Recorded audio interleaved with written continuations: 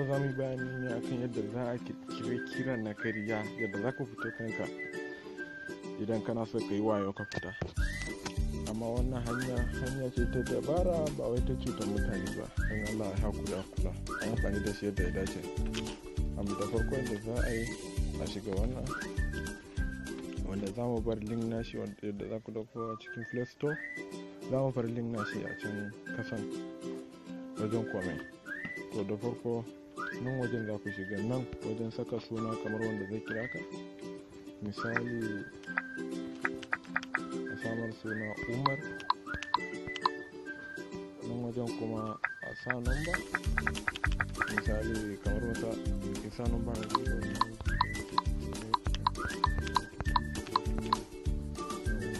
nan an gama ke da saura a sa.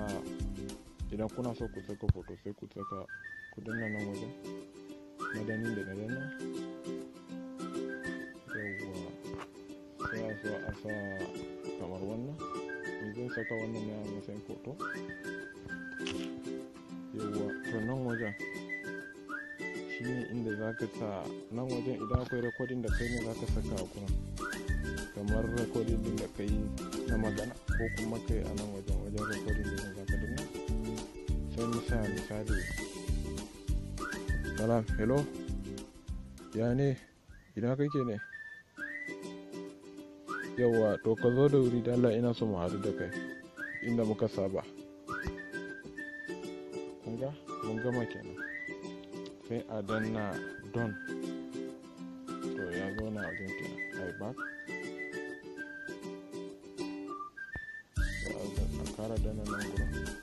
Kunga ya rekon da muka yi yanzu na sama, sai ku danna salam, hello, ya ne, ina kake ne,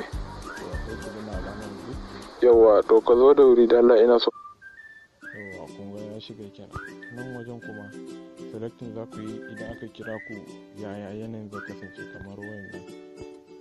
Kun ga kamar wannan.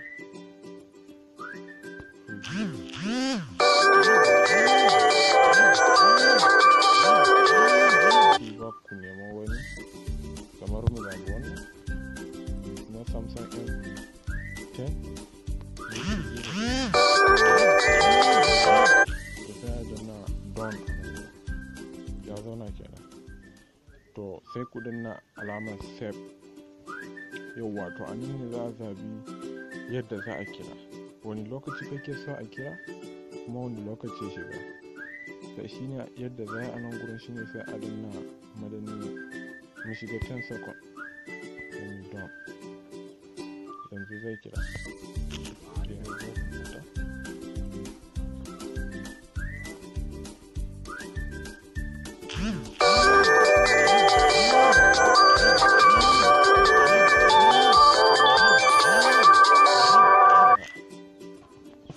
Kujiya mai zai ke, hello,